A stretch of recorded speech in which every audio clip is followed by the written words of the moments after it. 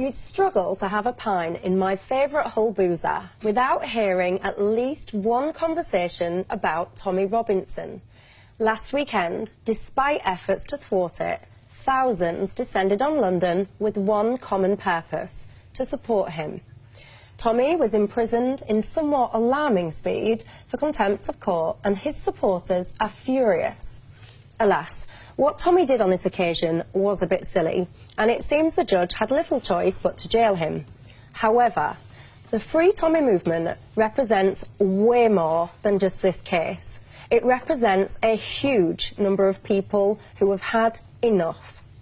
They have had enough of the PC narrative sweeping our nation, enough of the inability to raise concerns about Islamism, enough of seemingly double standards, and enough of politicians going against their will. Whatever those in power may think about these people and their views, ignoring their concerns will be at their peril.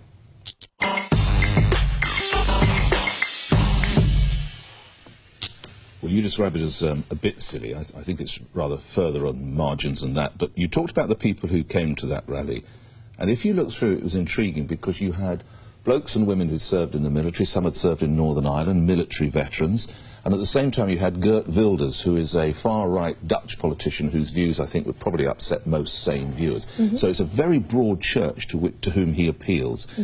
But if you come back to what he actually did, and it's interesting, isn't it, because we've just, I think, come up last week or so, we celebrated a group of people who openly flouted the law, broke the law, and brought about great change. I refer, of course, to the suffragettist movement, which was everything we thought. Mr. Robinson has done exactly the same, but there's nothing to applaud what he's done here. This is what you have to know, because he was warned that if he did it again, and people attending a court, whether they be jurors, whether they be defendants, whether they be court workers, they are entitled to go in without being subjected to any form of video or form of abuse. And for him doing that, the cause that I see what you're getting at, and there is a valid cause, and Majid needs to come in soon because he's talked very powerfully about this, and respectfully it probably speaks more to his background than it does mine, and it is an important conversation about what people perceive as what is going on and what's being hushed up and what is too PC. You're not going to get that conversation by openly breaking the law. You're going to denigrate that conversation. But the reason, and to make it specifically about your point, there is a huge concern about the speed in which Tommy was arrested, charged and convicted and sent to prison. And I mean, if you actually compare, we talk about child abuse, and I'm really, really keen to bring Majid in on this as well. What I sense in Tommy Robinson is this case is the tip of an iceberg. Tommy broke the law, and my immediate reaction when he broke the law was that justice should be served for anyone against anyone that breaks the law. Conceding that there's a point among anti-Islam populists isn't feeding their narrative, just as conceding Muslims may have a point on some of their grievance isn't feeding the jihadist narrative. And I think, as I said earlier, sometimes we do need to acknowledge things when it's as clear as day in front of us. And there is a wider point here that I think is as clear as day. And that wider point is, I think all of us need to... I grew up with organised racism, far-right racism, BNP, Combat 18, and it's why I helped Tommy leave the EDL, because I didn't want to see the rise of another organised form of street protest movement that picks on people like me.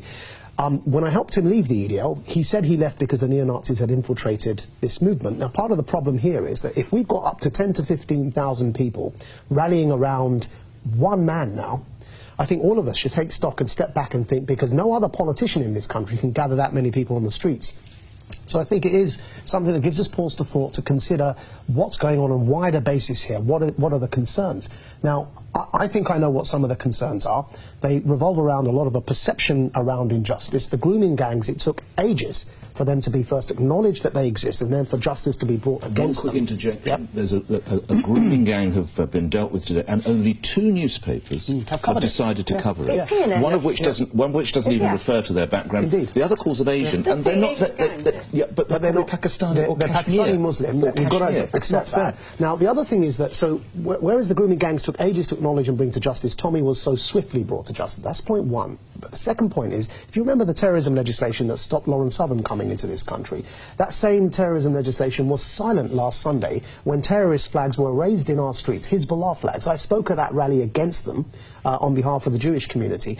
And I think that if the perception is allowed to continue that Muslims can raise flags literally with machine guns on them, right? For a group that swears that it wants to wipe Jews out completely and actually engages in terrorism. This is the Al-Quds rally. Yeah, while a Canadian white Christian alt-right journalist or populist journalist, whatever we want to call her, was banned from entering the country under that same terrorism legislation. People are going to see that inconsistency and become very, very angry. I worry about the state of race relations in this country unless we address that fairly and squarely. To say Northern Irish veterans. Of course, his, I'm not saying his assault conviction, Tommy Robinson's assault conviction was for battering a Nazi at one of his previous rallies. I just want to make that very clear, Rachel. And can I just finish quickly before Rachel comes? I mean, I know Tommy as well, and I've spoken to him, and he's kind of at various times, as we all know, tried to kind of rebrand himself as not racist. I think that it's really important to separate a few things out. One is breaking the law. Everybody's under the rule of law. That applies to politicians. Yes, but we all agree on that. So that's one thing.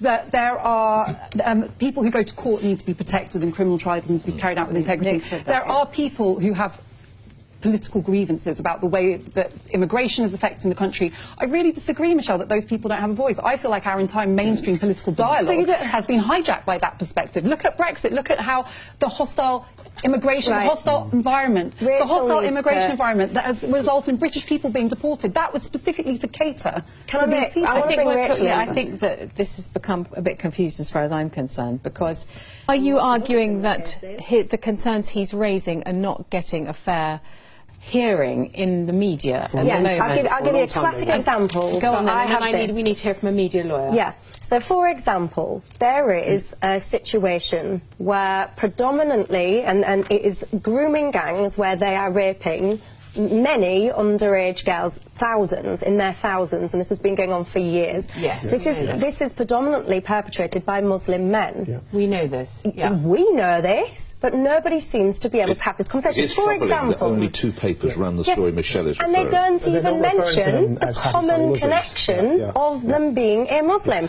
For example, Rotherham, Rochdale, Newcastle, Telford, Aylesbury, Derby, Bristol, Keighley, Peterborough. The Mail doesn't usually put its punches on any of these things. The only reference to Muslim is the following.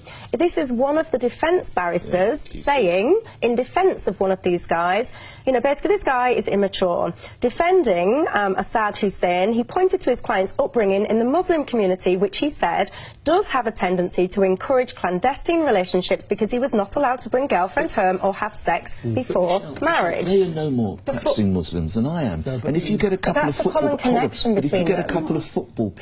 hold on guys, you get a couple of white football players who take girls to them and then they get involved in, you know, they don't get called Christian football players, do they? Just on that point, very quickly, sorry, but the descriptor, I think, is relevant if it's part of the motivation for the crime. If it's not related to why the crime was committed, then of course it's not relevant. Here, in their court testimonies, they talk about why... Is it their faith or the nationality? No, it's their culture, and religion is part of culture, right? And we can't deny that. And they talk about these girls being white, and they talk about them being non-Muslims in their own defence. Before you mention lawyer, this paper has given more information about the make and model of the van that the kid was abused in. Can we just say that, you know, you're not sitting in a newsroom having to publish a newspaper which you could be sued for contempt of court if you get it wrong.